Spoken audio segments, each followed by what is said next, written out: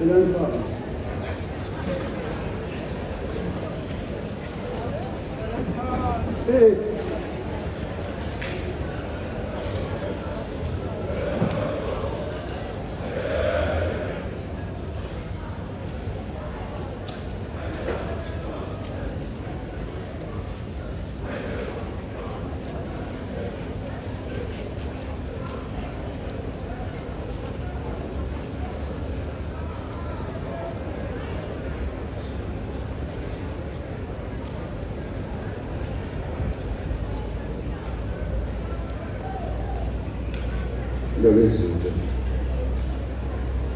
ndunankulu kaZulu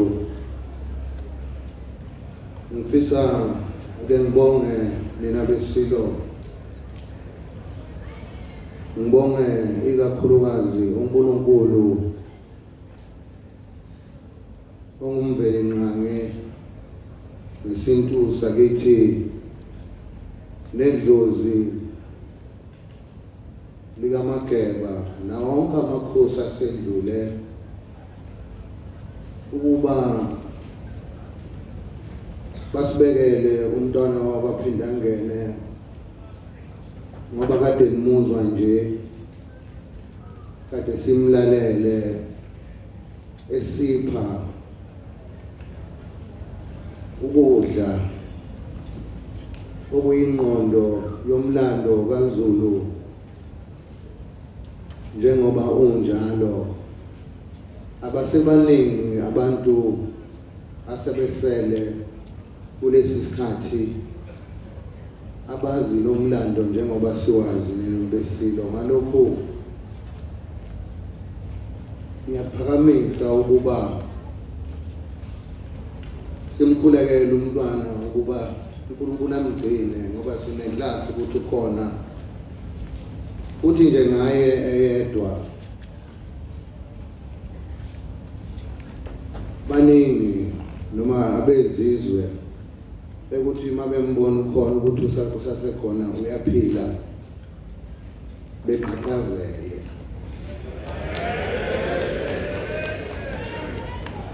Ngalokho sizwe sikaMageba nami ukuphakamisa inhlahla enkulu ukuthi ngithe ngingena esikhundleni samakhosi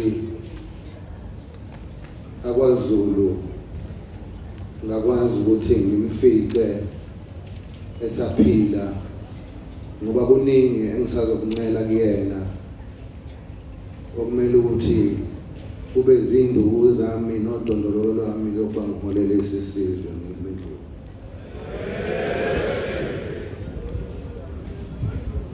Ngiqhubeke ngiphakamisa umkhosi wasesandlwane Zulu omnyama. Ngiyacela ukuthi zonke inhlaka engithe ngaziphakamisa amakhosi, zinduna, amakhansela nani nonke Zulu omnyama ukuthi ngiphakamisa ubumbano phakathi kwethu. Masihlangene Zulu omnyama abezizwe bayaqhaqhazela bavele besabe ukuthi lesi sizwe masihlangene angeke sisenze lutho. Ngalokhu ngiyaphakamisa futhi nokuba sikhumbuzane ukuthi ngalesikhathi sehlukene singahlangene ofuna ukugadla uyajabula ukuthi abahlangene izawuba lula-ke lento esifuna ukubenza yona. Singakuvumi lokho mina beSilo. Ngiqhubeke ngiye ohlelweni lwaseNdlunkulu ngoba kade ngisho nje ukuthi ngiyasazi ukuthi singesinjani. INdlunkulu izobuyisana nina beSilo futhi kaqatshenge lokho nina beSilo ngiyacela ukuba sibambisane ukho ngoba indlunkulu nalobu bukhosi nalesi sihlalo singesenu. Mina ngikhona nje ngoba nengibeke ukuthi ngibe yikhanda, kodwa into yile manje akekho umuntu oyovuma ukuthi into yakhe enkulu kangaka nayiqatsha ngayo eyibona iwela phansi. Ngalokhu ngiyaphakamisa ukuthi njengoba ngike ngasho emicimbini edlule ukuthi konke lokhu okwenzakalayo ngendlunkulu, izinkantolo, nakho konke lokhu enikwaziyo nina beSilo ukuthi ningakunaki, futhi akusho lokho ukuthi ubuholi noma izinto kumele zime ngoba nakho kunezimo zezinkantolo. Lokho engikushilo ngisesigodlweni kwakhangela kulamaviki edlule ukuthi ngoba nakho kunezinto ezisezinkantolo, lokho akusho ukuthi izigodlo zeSilo noma isizwe izinto mazime. Nina beSilo asizukuvuma lokho, akusho ukuthi izinto azazime, maziqhubeke izinkantolo zifica phambili. Kumele kulimale izinto zesizwe manje ngoba sekukhona izinkantolo, singakuvumi undaba lokho. Nami ngizoqhubeka nomsebenzi ngoba ngiqhubeka kuthiwa usuke bazothi ngoba nakho kunezinkantolo asibeke imvunulo phansi ngoba futhi khona la basiholela khona, singakuvumi undaba. Ngithokoze kakhulu siyisizwe ngomoya walaya amabutho ayesesandlwane. Nathi ngokunjalo kumele sivikele izwe. Ukuvikela izwe nina beSilo kumele besibone ukuthi siyinikele ukuthi sizovikela izwe nosikompilo lwethu, ngoba kuningi esingahambisani nakho okukhona kuleli izwe okungahambisani nosikompilo lwethu. Abafundi sikuthathe njengemthetho yethu, basifica vele sinemithetho yethu lapha kuleli izwe. Nina beSilo ngiyaqhakambisa futhi ngiyaphakamisa ekutheni imithetho nemigomo esasivese siphila ngayo asiyivikele kube yiyona esisebenza ngayo nalaba abaphethe leli, ngoba masilahle leyo mthetho leyo ebevese okhokho bethu kuba wonke amakhosi siyobe sizilahle thina.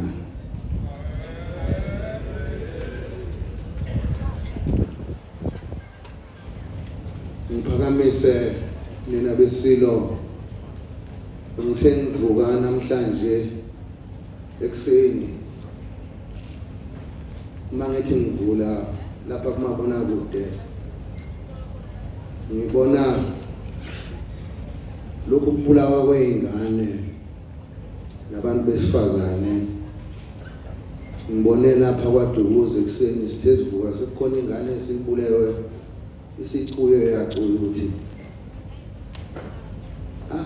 akusiyinto yethu singamaZulu leyo mina beSilo.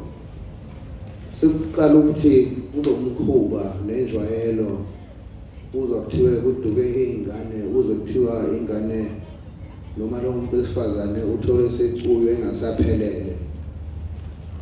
Akusilo usiko lwethu lolo nina beSilo. Ngiyakhuleka kinina izulu omnyama makukhona noma makukhona into enjalo abazi ukuthi kuyenzeka njengesilo senu ngiyacela ukuba makuphele kusukela namhlanje.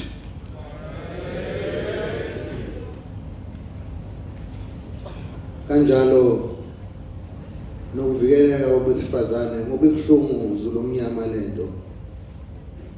Yithina esihamba phambili kulezi zinto.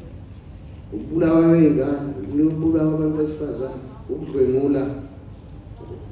Yithina esihamba phambili. Bazosihlonipha kanjani isizwe sikaMageba abezizwe mawukuthi siqhame ngalokho into embi kangaka? Kuzokwenzeka kanjani ukuthi besihloniphe? Siyalimala isithunzi sethu ngalokho ningabesizwe. Ngihlezi ngikukhuluma njalo futhi ngizohlezi ngikukhuluma njalo lokhu sikhumbuzane ukuthi awuphele lo mkhuba lo. Ngiyakhuleka zulomnyama.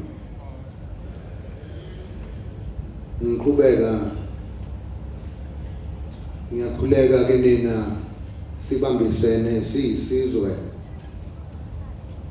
ukuba indlela eyaphambili esandlwane ngamunye wenu ubalulekile. Wonke umuntu ubalulekile kwaZulu. Akekho ngcono kunomunye. Wonke umuntu ubalulekile. Nonke nje ngoba nilapha ngamunye nibalulekile. Futhi ngiyanithanda ngamunye nonke njengoba nilapha. Ngiyakhuleka sizwe sikaMageba sibambisene ukuba sendulela umsebenzi omlando nesiyigqaja kakhulu kangaka ngawo ukuthi ngiyacela ukuba sonke sibe khona kuloya msebenzi ngoba wonke umuntu uhambela umndeni wakhe lapha.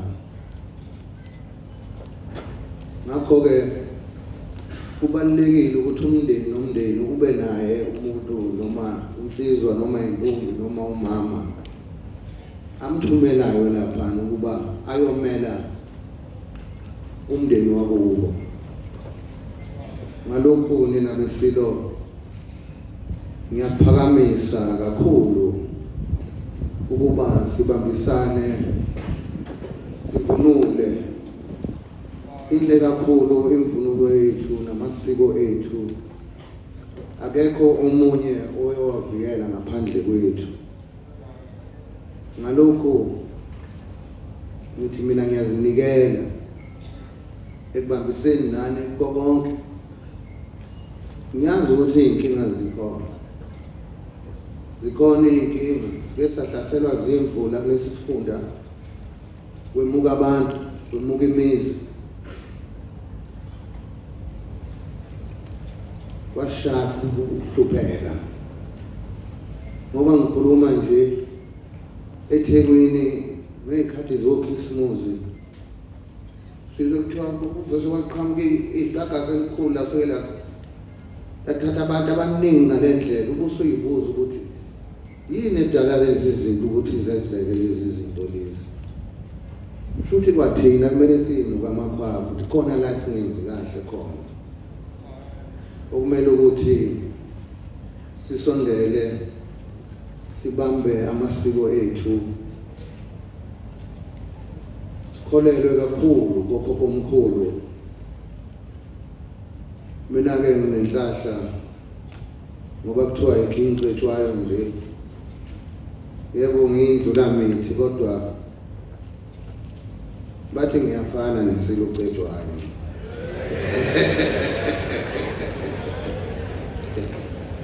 Mhlawumbe uyena ubuyile futhi nazi ngani.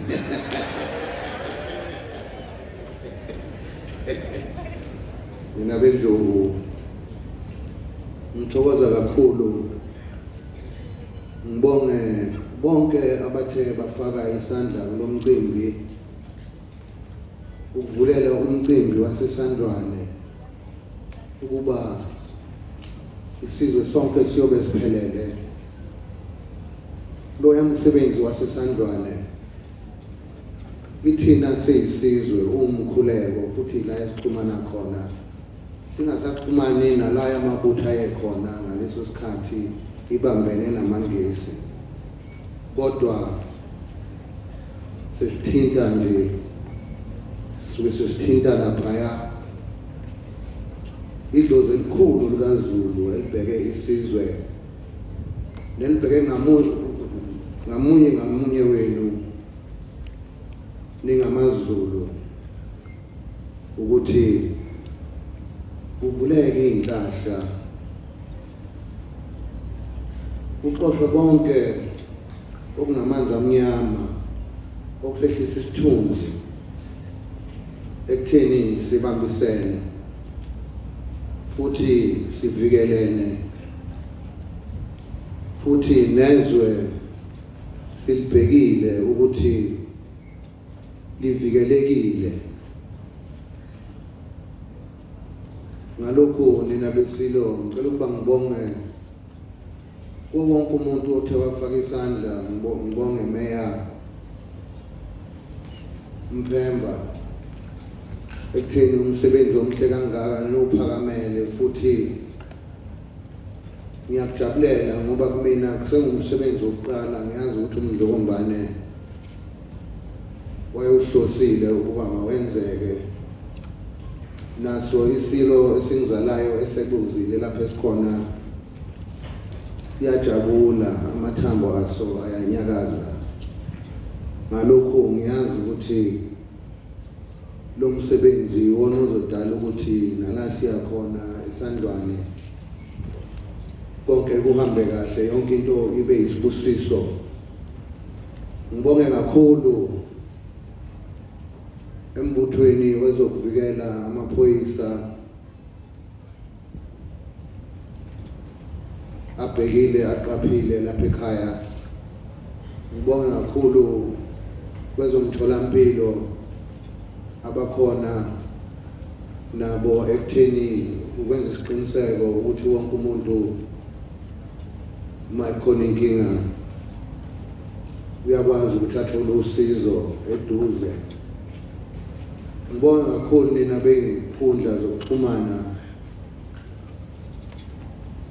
yize sengisho kunina bezokuxhumana akukho lutho, ngiyalihlonipha kakhulu mina futhi ngiyezwana nani.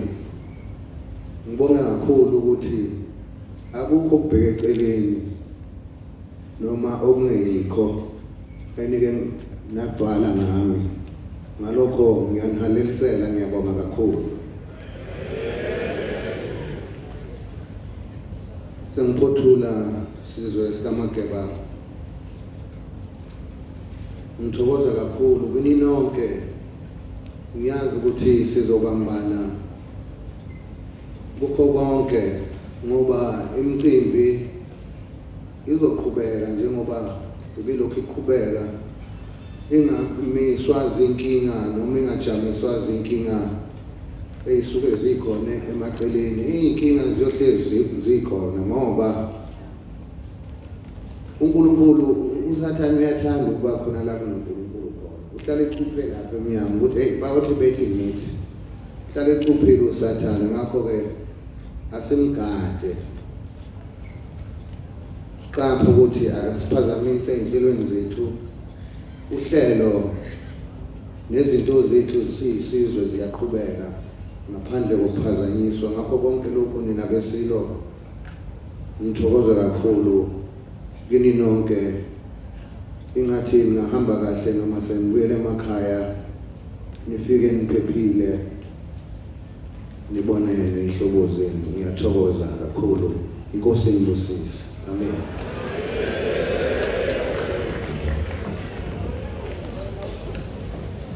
Bueno,